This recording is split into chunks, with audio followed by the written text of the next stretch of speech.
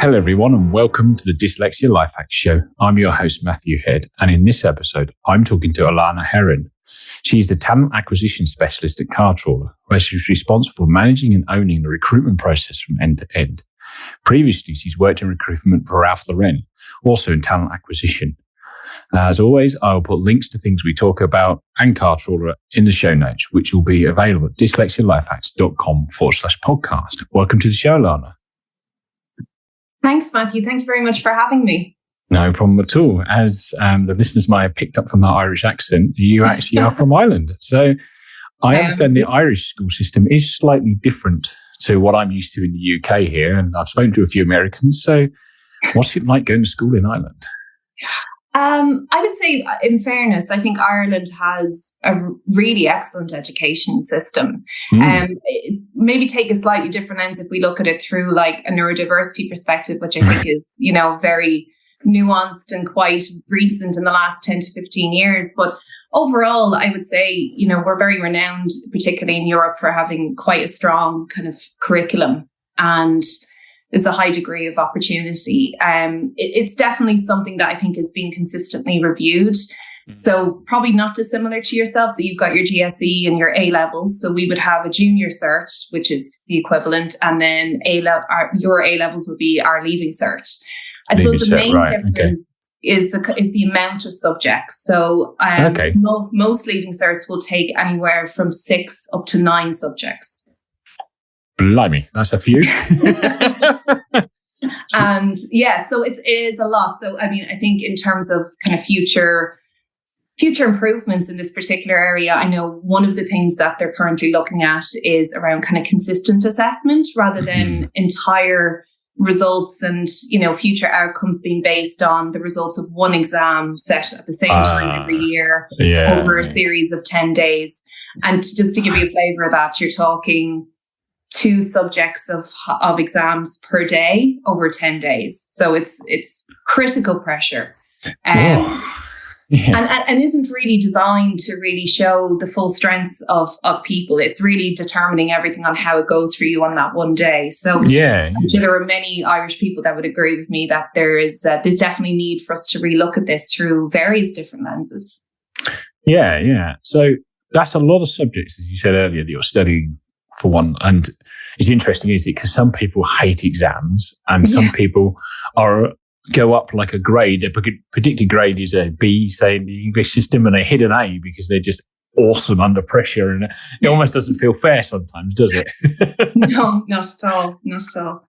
So you're saying about the multitude of subjects. So let me see, compared to what I'm used to, to show my age now, how long I left school. So it's 6 GCSEs. So do you think the Irish system is like you've got more subjects and you still have to learn to the same level, or is it more of a broader range of subjects? You have a wider knowledge but less specialism in each one? I would say it's a bit of a, see all of the above. I think that honestly, it's a real combination, because obviously the amount of subjects that we have to cover off, and yes, the standard is to the same high level and expertise in both. But there is that saying where, you can be a master in some things and jack of all, master of none. That's exactly it. So, naturally, I think for anyone, do you know what I mean? If you have a preference over some subjects than others, but, traditionally you're taking on one science. You've got your maths, your English. We also do Irish as well. Of course, yes. You generally will also then have either a business or accounting. You could have economics. You could also then, this is, again, another area for improvement, but some subjects are only limited to, say, accessibility within all boys schools. So the likes of woodwork or technical work can only be done there. There is, then obviously you can take on history, geography. So people generally take at least one science, one general, and one business. Or you could do something like arts and music, and that could also be an additional.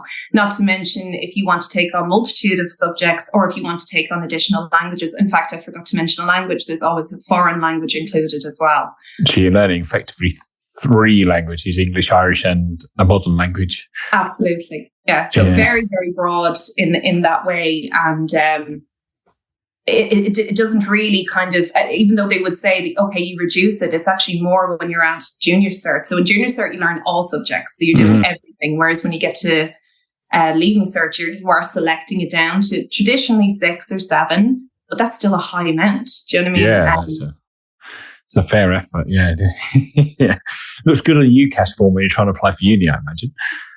Well, this is it. And I suppose, like, again, everything here is like, I don't know how it works in the UK. I'm not as familiar. I know that you kind of have a general sort of overall score based on 3 subjects, as I understand it.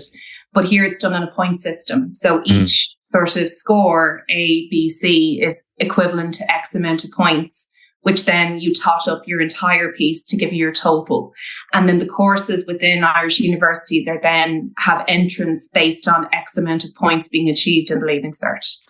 Yes, I think they still do UCAS points over here, and it does tot up. But I think the big 3 maths English science might be weighted heavy, but I'm out of date on that. So I'll put some links in the show notes to what it is now for anybody who wants to have a look-see, take a deep dive. Okay, so just that's kind of the context. The whole thing is really interesting hearing how different school systems work around the world. Now, at what point along your educational journey, or was it afterwards, that you found out you were dyslexic? So I came to it quite late in life as such. So I was 15 when I was first diagnosed. Oh, okay. So this was the year before my junior cert, the GCSE equivalent. Yep. And like, that's a long time to have gone through school. Like, bear in mind, that would have been 6 years in primary school up to nearly 3 years in secondary. And I was always a kid who kind of did my best with her homework, but never quite got the result that I was looking for. Like, the effort I would put in would never result in the output as such. Yeah. So that always kind of created, I suppose, just a bit of disinterest at times, just a lack of motivation. Also just, I suppose, just sadness in general. Do you know what I mean? Never understanding why I couldn't quite get what I wanted out of it. But it wasn't until, as I said, I got to second year and I had this fabulous English teacher. Her name was Mrs. Mulligan. And she was my English teacher really since day dot in secondary school. And I always had such a fondness for her and we got on very well. But I remember there was a period there when we were kind of getting ready for kind of mock exams, which were like the prep exams for the junior cert. Yeah. Okay. Wasn't quite getting the results. And, we were studying various things. Like, I remember at the time we were studying the novel World of Thunder, Hear My Cry. And, I was really enjoying it. And you would have then, as part of your exam, you would have to write essays and comparative essays.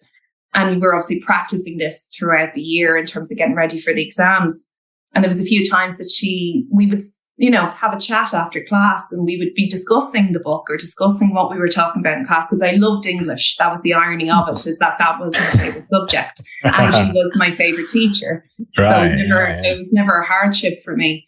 But after about a couple of times of having this kind of conversation where we were discussing what we were talking about in class, was when she became very honest with me and said, okay, so you kind of solved what I've been wondering here, because I wasn't sure based on your homework whether or not A, were you paying attention in class, or B, were you in fact doing your homework?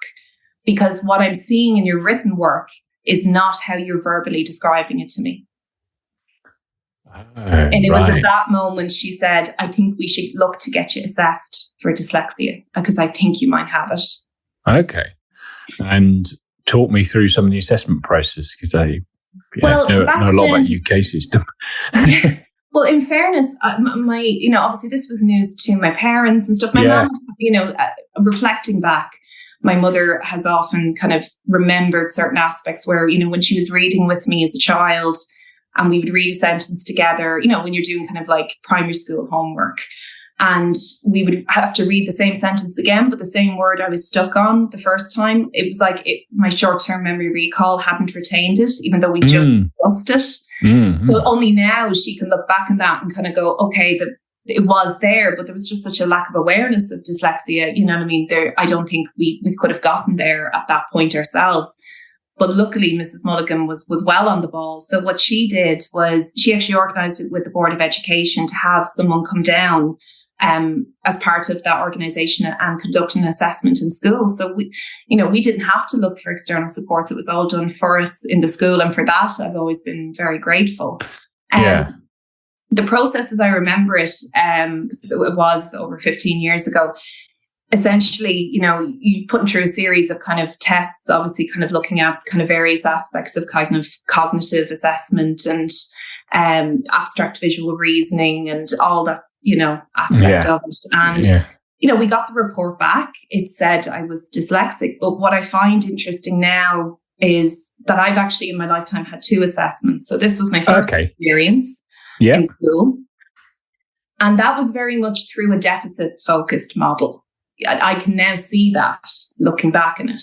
Yeah. Because although it said, yes, Alanah is, has dyslexia, has being the, phrasing of it, but also that, how it was relayed back to me was essentially, you'll probably find it incredibly difficult to attend university. Certain jobs could become very difficult for you. We might need to limit your expectations on what it is that you're going to achieve.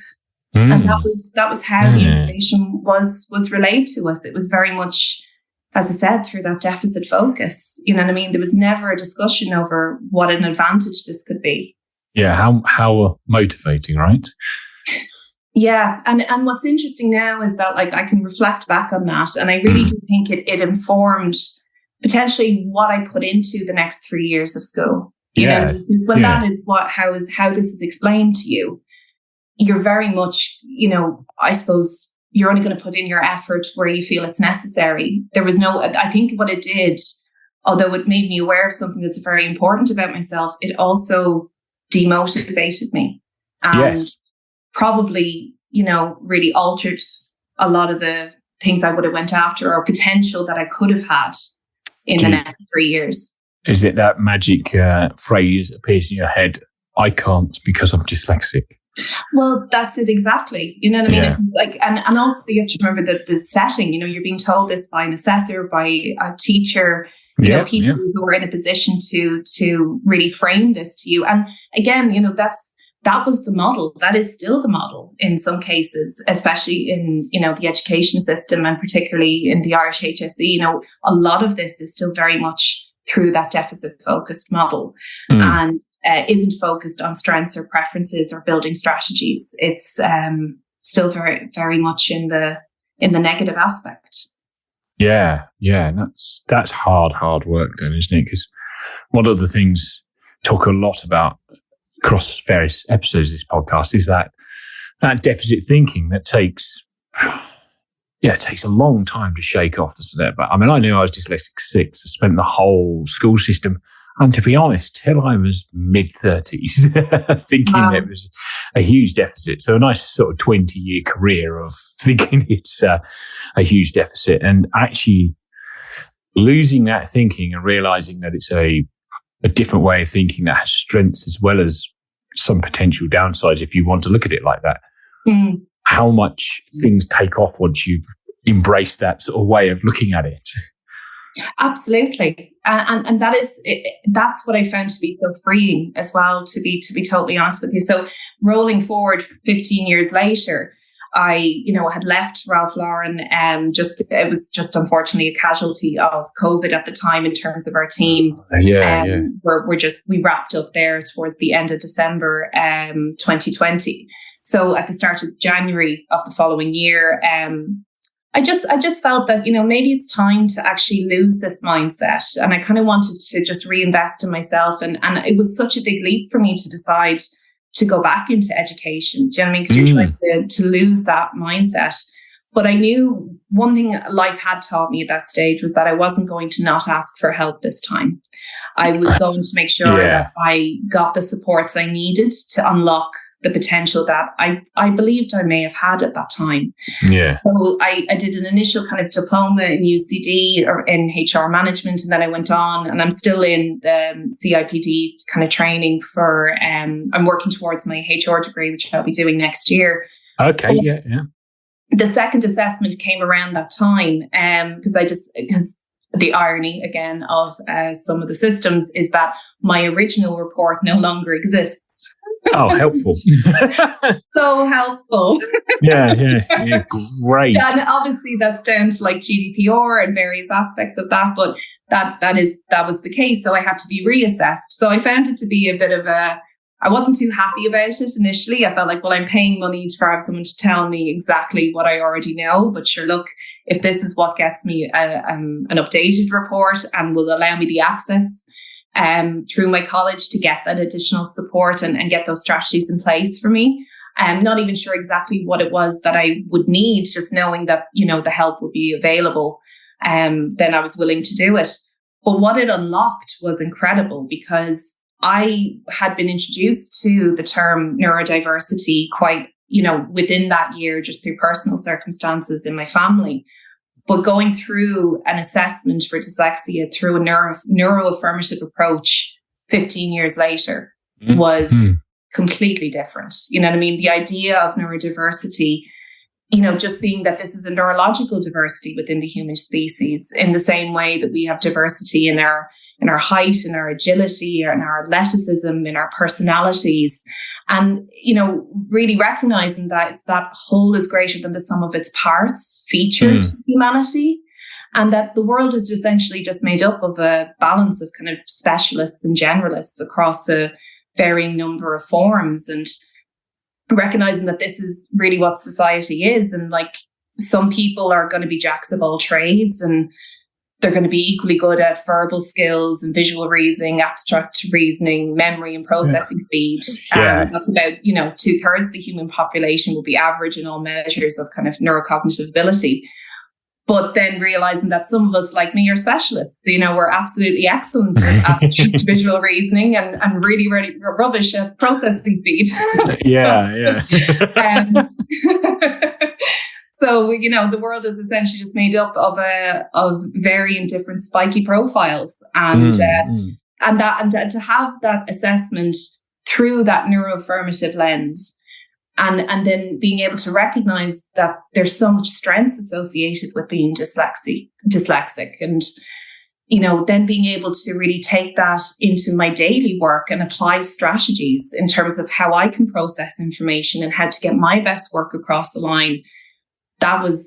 It's amazing that 15 years in the difference from an original assessment that was so deficit focused to a neuroaffirmative one, how different those perspectives and that they are. Yes, definitely. So let's take a deep dive into the phase of life between your first assessment and your second. Now, obviously you're still in education at that point as a 15-year-old. What kind of, I guess getting the deficit thinking in means you don't necessarily embrace being dyslexic, but was there any kind of strategies, tools, or things you were trying to do or being offered at the time to help you with it? Or was it the extra time in exams is the main thing you took? The extra time in exams was certainly offered to me. I also had a spelling waiver over my exam as well. So that was obviously hugely helpful. Yeah. Was that a sticker that went on the paper? I seem to remember something similar where you had to stick the front of the paper. Ours was a stamp, but that's it. That. And that was great, you know what I mean? And just to, say I got an A in English, I often wanted the spelling waiver, certainly helped. There was certainly resourcing classes and stuff, but I wouldn't say that they really gave us any additional strategies or really kind of showcased the preferences. It was really just, again, more time being given to extra subjects. It wasn't really helping you in terms of how to apply your way of learning as such. Sort of. Yeah, it sometimes feels, and I'm sure my memory's hazy on this, and I've probably forgotten some of the good strategies people get. But the extra time in exam, maybe some colour filters, and the odd lesson, an hour a week or 2 hours a week out doing extra lessons was kind of what I remember. And apologies to some of them people who helped me at the time. I'm probably doing them a little bit of a disservice. So you would have finished your schooling and then gone straight in the workforce rather than doing any sort of heavier higher education?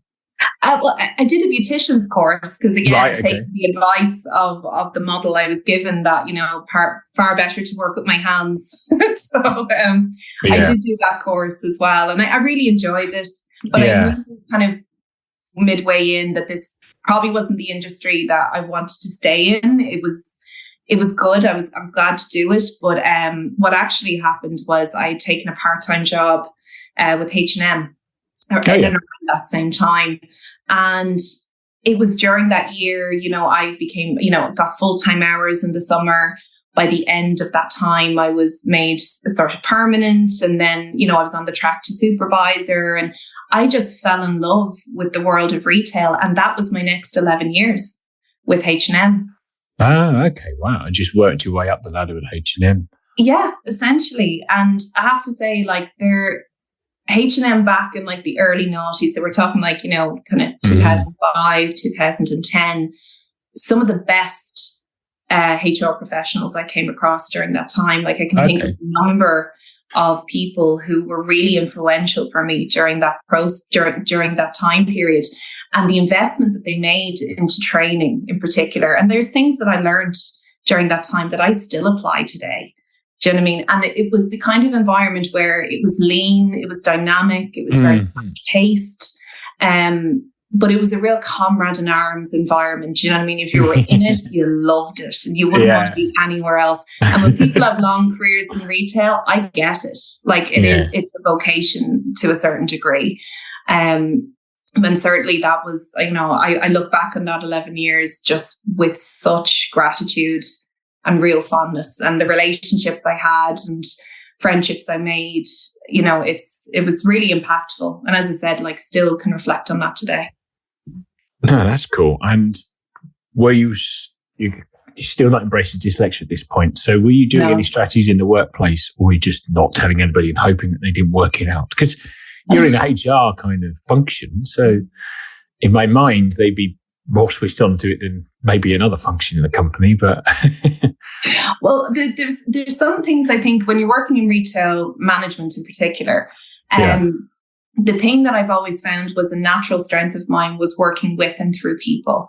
So, that really, I think, served me well. And there were some aspects of the role that I really enjoyed. I would be the person that could get really hyper-focused and into the detail of, how we're making money and the commercial aspect of it, and, the organizational aspect of it as well. Do you know what I mean? And that skill to be able to be so agile in such a lean environment. And, so there was a lot of things that I think was just down to the physicality of the role and the demand of it. And that was where I felt I could apply my best skills. And I think that's what carried me through. It's interesting that dyslexia, I don't think I actually really ever told anyone. It was beyond my, I suppose I wouldn't have had a good impression of it at the time. So I wouldn't have been in a place to share it. And even if I would have told anyone, and if I did, and I'm just not remembering, I probably would have, made excuses for it or tried to overcompensate in some way. And I think a lot of the time when you're not embracing it, you do end up in a state of overcompensation. Yes, I think so. So you kind of lean into what you can do and stay away from the things that you're worried are not going to come across as well. Yes, definitely. I think that's, really, really double down on everything that you can do and try and avoid everything else, or hope that you're so good at them things that nobody notices the bits that you're in your head you're really rubbish at. Yeah, it was interesting. We didn't have email, which is mad when I think about it. But there wasn't actually email. When we would have faxed the head office. But, email was introduced very late. I'd say my last year and a half there, and it was interesting. I remember that being a real kind of oh God, now I'm going to have to communicate in writing, because normally when you're communicating with the head office, you're giving updates and teams, and it's all over the phone, it's all in person. You know what I mean? So it's interesting how some things became different sort of nervous barriers. But that's the only time I remember kind of having to really concentrate or think. Everything else kind of came quite naturally. And I had amazing colleagues in a team. It was such a good time. Yes, and I guess that's a good thing about having good colleagues, which I assume would build a diverse team in your case, that your strengths dovetail in with their strengths, so everybody moves the project forward rather than having to kind of think, oh my God, hang on. Yeah. But like, it's funny because I remember we had this really great visual merchandiser who worked for us. And, the thing about being a department manager and a visual merchandiser is that you're usually at odds with each other in that. Okay. And by that, I mean, he would look at things through very much a very visual aspect, and he would be able to see how to build the trend and the flow and the color coordination and the different sort of sections and styles. And I would always say to him, great, because I can't see it. Like, I could tell you that rack of dresses right there made us double the money last week. And that's why I think they need to be in the front of the shop. So like, we used to kill each other, but in like the nicest way, like in a real kind of, as I said, comrade in arms sort of environment. But like, that was where I showed the strength. I would be the person that could rip down a wall and put it back together again. Just don't ask me to make it look pretty, because that's for my skills. So you kind of knew where your strengths were and where they stopped, and when to rely on people who just have that naturally. Yeah. Okay. Yes. It definitely keeps life interesting, things like that, doesn't it? Absolutely. Okay, so fast forward then through that Ralph Lauren and then your second assessment that you've had quite recently. Yeah. Now, we spoke earlier on about your attitude shift about dyslexia post that assessment, but your kind of day-to-day running of your life and your career through it, what sort of things are you now implementing and putting in place now that you've got a different attitude towards it? So I think one of the things that I've realized is just putting in kind of safe barriers around me. Because what I've recognized in myself, and I'd be interested to know if this is something that you've found with other people who are dyslexic, but in, say, composing any kind of content or writing an email, I will hear a mistake. I won't see it. Yes. Yeah. So that's when that post my most recent assessment, and as that was explained to me as a strategy, the second I applied that, I saw a huge difference in my output. Yeah. So there's a couple of factors there. So say, for example, and it works in not just composing, but also intake of information, because the other thing I have to recognize is that my short-term memory recall does need more support. So reading a long-bodied email for me, one of the things that I do is I actually put on the read aloud option, but I read it at the same time as it's being read to me. So what I find that does, it's obviously doubling down from a sensory perspective, and that I'm getting it from an audible point of view, but I'm still visually seeing it.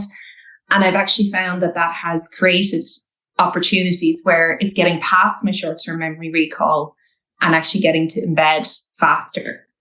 And the same thing when I'm composing a long email, I will have it read back to me and I will hear every single mistake. And it's usually in the minute, as it is in most cases. Our brains work far too quickly. And so we will miss the comma S's and we will mix our vowels. And, not to be general, but I know that's what it is for me.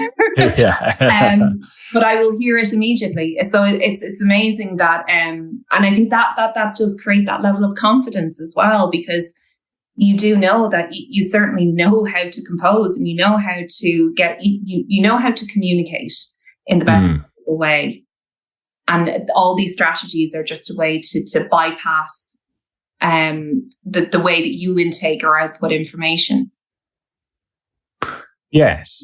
And I think you're saying, like, clearly email has been quite new to you anyway. So. It wasn't when I went to Ralph Lauren. They were quite late to the shop. They were in stores. They had them in corporate. We just didn't need them. You just didn't need them, right? Yeah. And actually the doubling down with reading along while reading out loud. Yeah. Using read out loud on whichever product you're using it can be really, really useful, particularly now everybody sits in offices with noise-cancelling headphones on. You've already got the headphones on anyway. Yeah. And that's another aspect is the degree of kind of hyper-focus as well. Yeah. It's just the 10% more effort that you probably have to spend in things that maybe just other people don't. Mm-hmm. But are you finding that you've got strengths that other people don't have that you can really tap into in terms of sort of your work? Yeah, I think so. I think the other aspect of, and maybe it's something I'm still discovering, but I find that there's patterns that I can spot that may not always be seen by everyone else. Do you know what I mean? And that's not to say, I think it's more tapping into the creative aspect. I think it's because we have that ability to maybe look at things from the other side of the coin, and we can kind of connect those patterns. And because our brains, do work at that kind of speed, we're just kind of getting there quicker. Do you know what I mean? Or we're seeing something that maybe others don't because they're, also because we may be missing aspects, it just kind of frees our mind to kind of consider more. Yeah, I think so. And I think quite a lot of people always mention dyslexia pattern recognition as a should we say, competitive advantage when they're at work. Yeah, I think it is. I certainly think it is. Okay. So what I want to kind of focus on really is that most of your sort of Ralph Lauren and now at Car Trawler career has been in recruitment. So can you, I'm familiar with recruitment as in trying to get a job. But not too familiar with what necessarily goes on the back end. So can we sort of talk about that, and then we sort of weave in a little bit more of your sort of other story into that, I think. Yeah, my journey to kind of recruitment started all the way back in H&M. So as I mentioned, I knew one of my strengths was around communicating, working with and through people, and getting a good sense of people, I think, as well. I would say that's a strength of mine. So, and I also just really enjoyed it. And again, it was pivotal people you meet along the way. So our area recruiter at the time was a gentleman called Trevor Mannon. And we got on well. And I remember he invited me to come and support him with some recruitment that he was doing for stores. And I really enjoyed it. And I just remember just something shifting that day, going, this is just what I want to do. I find this to be, because it's such I suppose being a manager, being a team member, knowing the environment, I suppose my perspective in that up to that point was valuable in that I could spot talent, and I knew what good looked like, and I knew what the stores needed, and I knew what our culture needed. So it was just using the same sort of strengths I cultivated, but just in a different way. And then over time, that just became the go-to. The thing I would always manage was the recruitment, or have the enjoyment or want to do it. So I would support with different store openings in recruitment and different areas that we were expanding in. I suppose I got to a point, 11 years is a long time to be with any business. It is a very long time, yes. It is. And I suppose I had to kind of reckon with the fact that I did want to go into recruitment. I always had a huge interest in HR in particular. Again, very people focused. It made sense for me. And I knew I wanted to do it, but I suppose you just don't know how when that's all you've ever done. Yeah. And then I remember at one point, I didn't even have a CV. Isn't that horrendous for a recruiter to admit? But I genuinely didn't. I hadn't needed one, obviously. Yeah, but I remember getting this kind of feeling of I think I might do one up and kind of just see what it could look like. And, at that time, in addition to all the recruitment experience in stores, I was also overseeing all the onboarding, all of the development for staff, really kind of rolling out that side of things. And then one day, this recruiter, her name is Susanna, she reached out to me. And honestly, Matthew, if I could have written my ideal job description, that was what was sent to me. It was recruitment and resource manager for Ralph Lauren. Yes. And it was down the road, and it was, instead of one store, it would have been two, and I would have been looking after the whole area, the entire employee population, to which there was, I think, about 150 at that stage. So again, increase in headcount compared to what we had been dealing with. And I remember interviewing for it, just feeling like, this is mine. I just know I can do this. Not to sound like, No. You ever just get it was almost like the universe had just sent it at that stage. I was just like, there's no way that I could have just imagined this not 5 days ago, and that this lands in my inbox. I was like, I feel like I brought this to myself. Yeah, it's funny is that you leave some interviews and you just feel the room because you can hear it from the tonality of the hiring managers, can't you? Like when they're like, when can you start? And you're like, this is going well here. Absolutely. And I remember meeting the area manager at the time. His name is David Lake. And just that instant vibe. But here's the irony of all of it. I walk into the room, I had prepared certain documents and stuff that I thought, this is what I would introduce into the process. This is how I see a best-in-class onboarding. This is how I think, Ralph Lauren can be, the go-to place for starting careers in retail. And it was like kind of meeting all this knowledge, do you know what I mean, of knowing how stores actually work, you know what I mean, and having done it for 11 years, and then also having that passion for wanting to find the best possible talent. Yeah, and then we get chatting, and it turns out he had done 15 years in H&M. 15? He trumped you on that then. He trumped me on 10 years.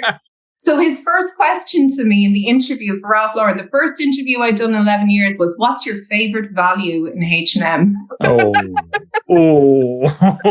Which actually just proves my point I made earlier, that it stays with you your whole career. You never lose what they teach you.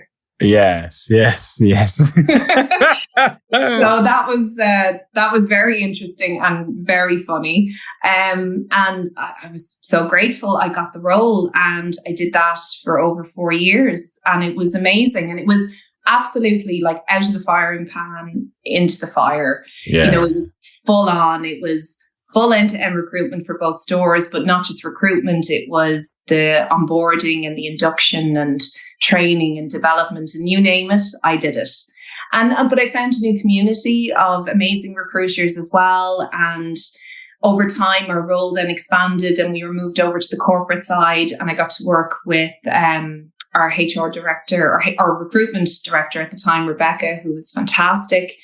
And I got like my own community again, like my colleague Jonathan and Lorraine, and just all these wonderful people I got to meet. And what we did was, the role changed from me just kind of looking after the 2 initial stores to now I was looking after stores in Scotland, the north of England, and still the Irish stores. So it was cool. Great, do you know what I mean, to get that level of expansion. And it was a wonderful 4 years, and I still look back on it very fondly, but it definitely fast-tracked my experience in recruitment in a big way.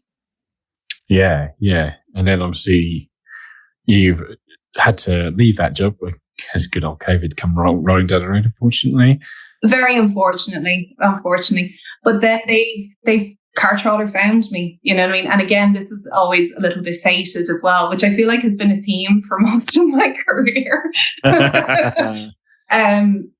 I was, as I said earlier, I started finished up the work in the January, was very much focused on education, had already begun my courses. And I suppose being a recruiter, you also kind of get very selective over what recruiters you want to reach out to. Like, you get a sense from their LinkedIn post, okay, you know what you're doing. Yeah, and there was this one guy I came across, his name is Gavin, and I just knew instantly. I was like, he looks like a good recruiter. So I reached out to him, and he was the only one I reached out to, and just gave him my CV, my history, what I think I was looking for. We stayed in touch for a few weeks, and then he rings me randomly on a Friday at 10 o'clock. Can you do an interview at 12? Sure can, no problem. Yeah, no pressure. Yeah. No pressure. And then I met our now head of talent acquisition and our director of talent management, and they're my team now, and just instant hit off. Do you know what I mean? Just great. Knew I was like, I'm really going to enjoy this. There was just a vibe. I just knew that this was where I hoped to be. And it was very quick. We met that Friday. I met our wonderful CPO, Sheila, on the Monday, and I started on the Thursday. So it was incredibly fast. Oh, nice. That is really cool. So, and it's great that you managed to meet people you really like so instantly, because that really helps with any job, doesn't it? Like, it's just having fun and enjoying the people you're around gets the best out of everyone, doesn't it? Absolutely. Yeah. And I think another testament to the culture of Car Trawler is that, within 3 days, our head of talent acquisition, he was expecting his first baby. His wife went into labor. 3 days with me in the door. And then it was just me and our director for 3 weeks while he, very rightly took paternity leave. But I think that my history of kind of fast-paced, working very dynamic environments, just comrade in arms, getting stuck in, that served me well. Do you know what I mean? And I can take a lot of that there. And that was where I think that 3 weeks was so successful, because I think I was far more useful when he came back, because you just had to get stuck in and start delivering. Yes. You know, I'm sure, I don't know if he'd agree, if he'd say it was a perfect onboarding, but it certainly worked. Do you know what I mean? And we've expanded our team since. But I suppose the biggest challenge I would have had was, you know, I was, you know, very comfortable in the retail environment, and even in Ralph Lauren, although the role was far more expanded and was from a regional aspect, I hadn't hired in tech. So that was, of course, yes, that had to be the new adjustment. Do you know what I mean? So I often think they probably took a bit of a risk to some degree in terms of when they brought me on, because I wouldn't have been recruiting in that environment. But what I've discovered is that it's really about partnerships in any recruitment process. Do you know what I mean? Yeah. And I personally like in-house for a few different reasons. You know, a lot of my colleagues came from agencies, and it's a very different environment. I enjoy the aspect of working with a hiring manager and getting a real understanding of not just what role and skill they need to fill, but what type of person, what are they missing from their team, like looking at it from a much more holistic perspective.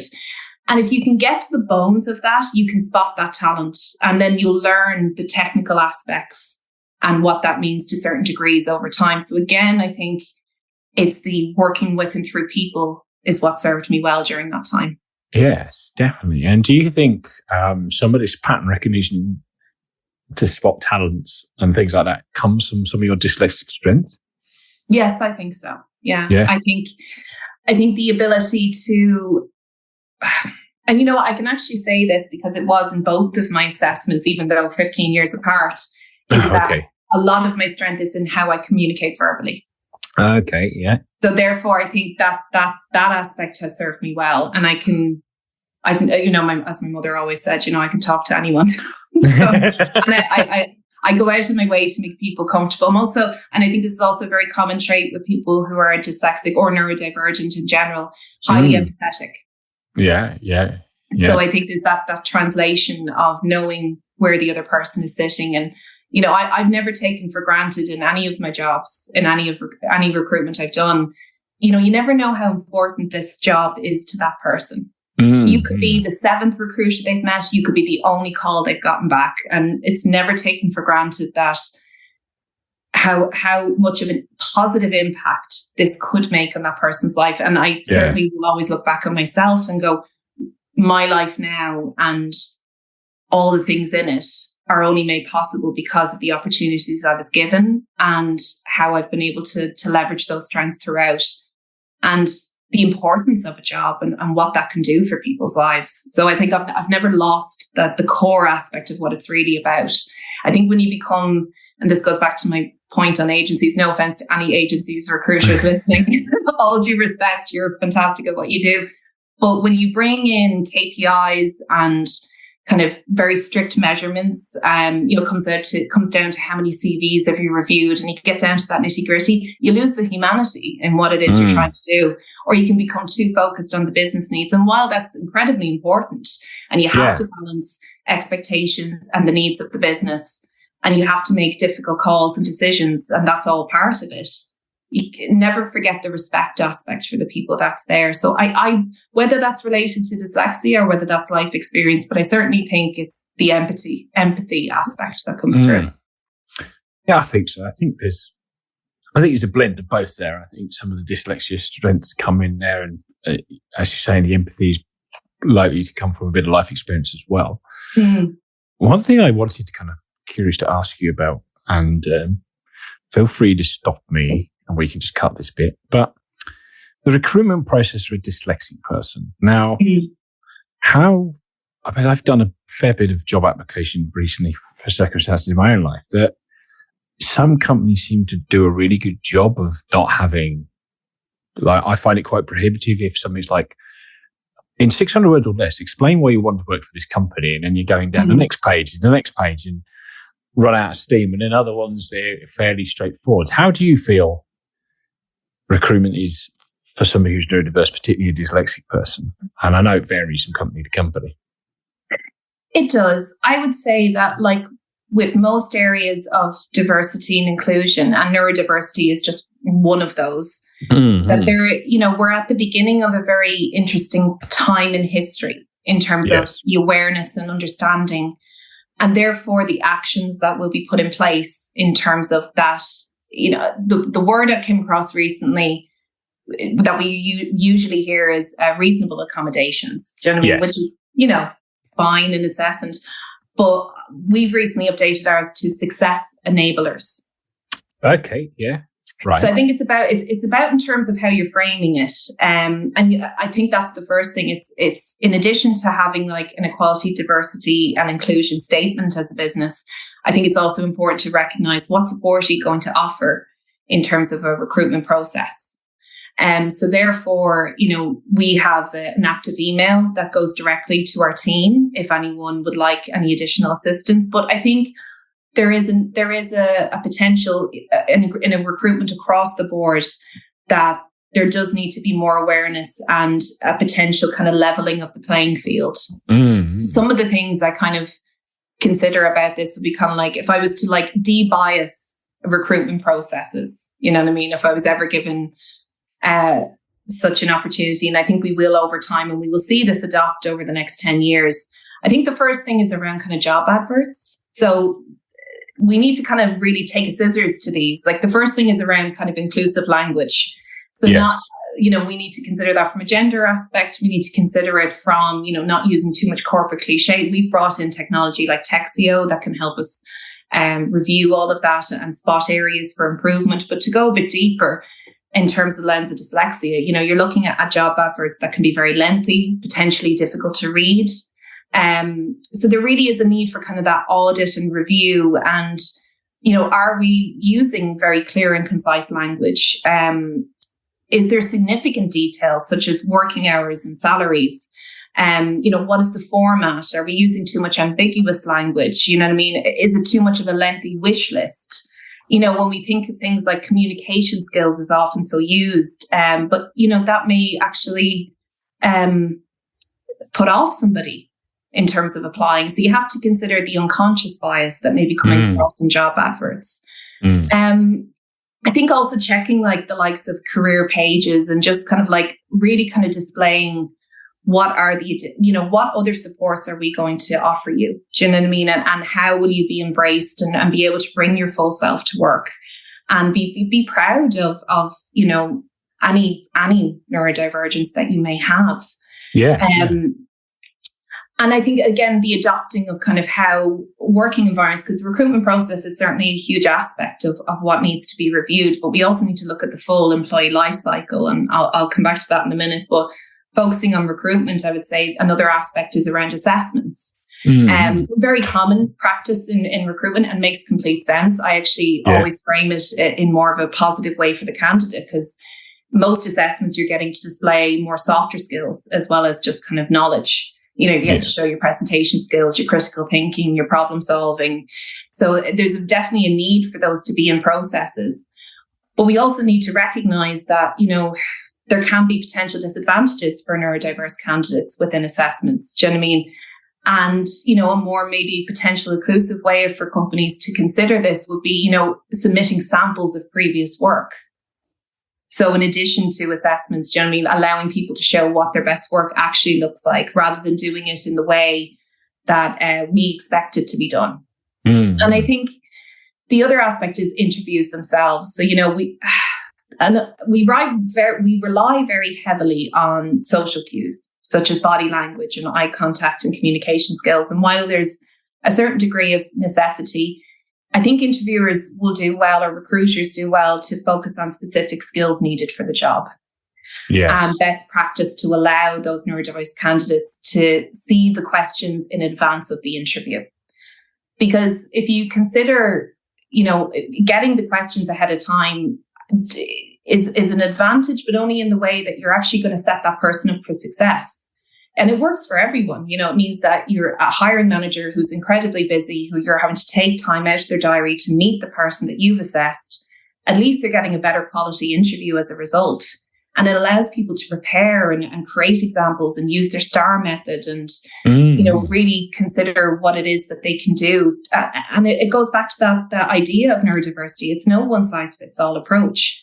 You know what I mean? And so there's several areas, I think, in recruitment that we have a high degree of opportunity to really recruit neurodiverse talent and better engage and support neurodiverse talent and enable them and enable the business to really leverage untapped talent pools that could have been traditionally overlooked. Yeah. And I imagine, especially with you now working in tech, that tech likes neurodiverse talent because some of the jobs suit it. Well, I suppose if I look towards kind of other tech companies that, have very much been leading the way in terms of, recruiting neurodiverse talent, and I'm all for it. I think as well, you need to look at it consistently through the lens of kind of equality and D&I. Yes. What you don't want to create is an environment of token hiring, which is where sometimes you can get these pockets. Where where we know there's high degree of strengths that do exist within certain neuro minorities, we can't over-index on it because you have to allow a person to be a total person and then allow them to, flourish the skills and work in the environment that suits them. It goes back to that life cycle piece, right? Of not stilting development as a result of it. So because someone is an excellent coder, that's not all they can do. They just need the environment to be adjusted for them. Yes, while I completely agree, and again, I will advocate and continue to advocate for that, I would always approach that with a level of caution, because it could end up, in a more difficult situation. Yes, you are right. Actually, my own career works that way, but you are that you get to a point where you are really good at the technical bit of it, but you want to grow into the leadership role.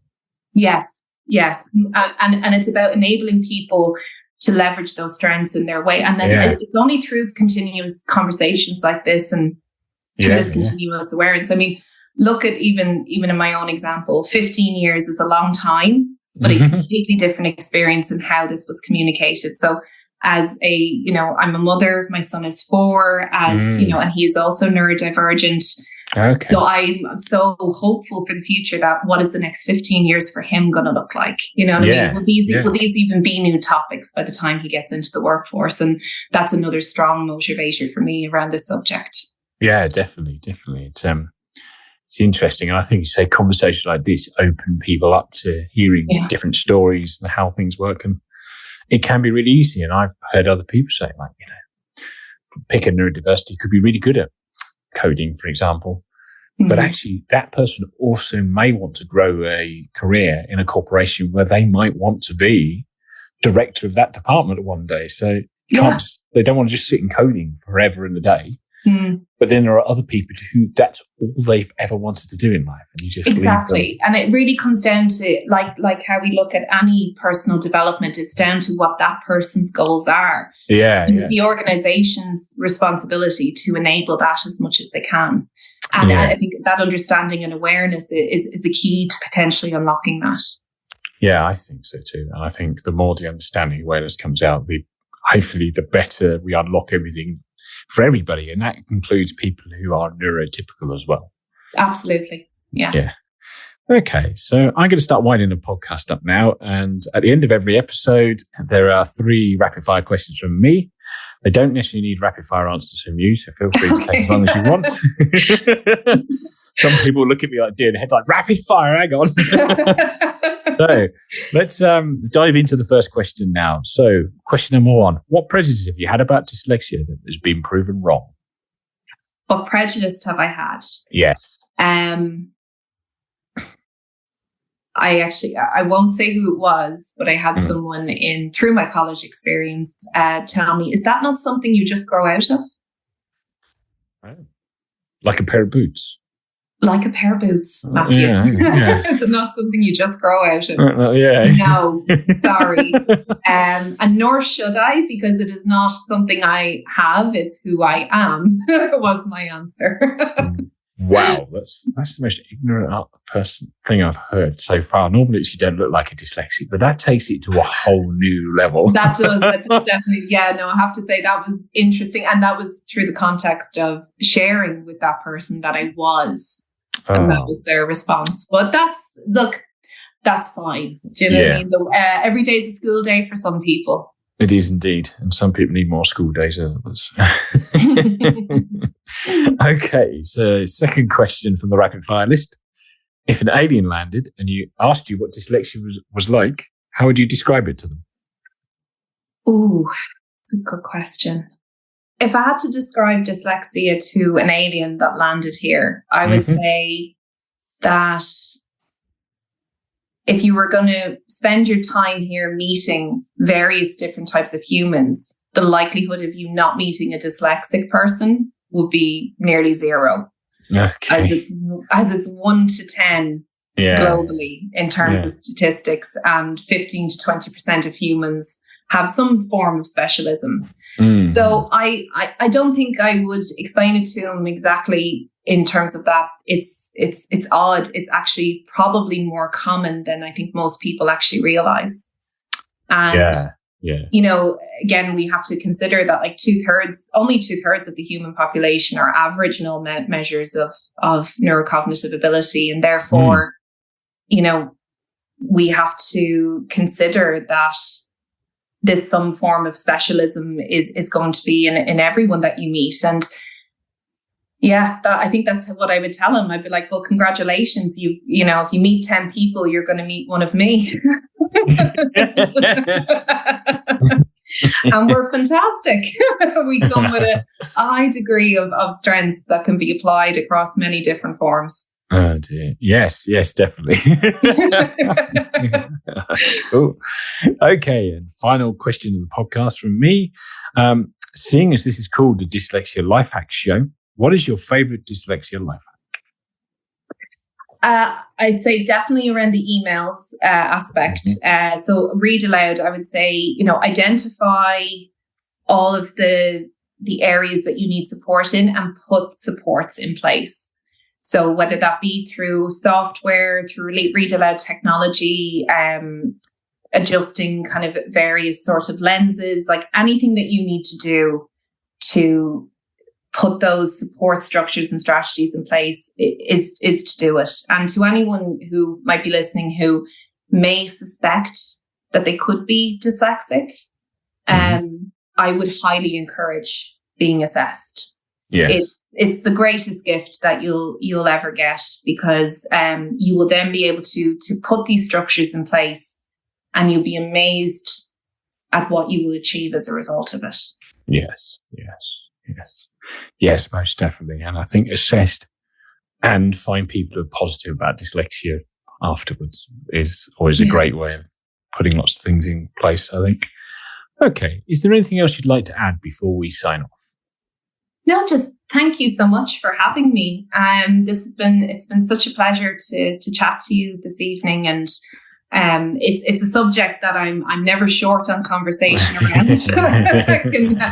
My colleagues can certainly attest to that. But you know, it's been a pleasure, and I think the more content that's out there, the more we can, you know, educate and raise awareness, and really just frame this through this neuroaffirmative lens, the longer impact we're going to have as a society. So thank you. No, thank you. And thank you very much for taking the time to come on and talk to me this evening. You've opened my eyes to some of the bits in the recruitment process that I hadn't thought of before. So that's always nice to learn some new things while I'm doing this podcast recording. Cool. Well, I want to thank you again for taking the time to come on, and I want to thank everybody else for taking the time to listen. And I will speak to you in the next episode. Goodbye.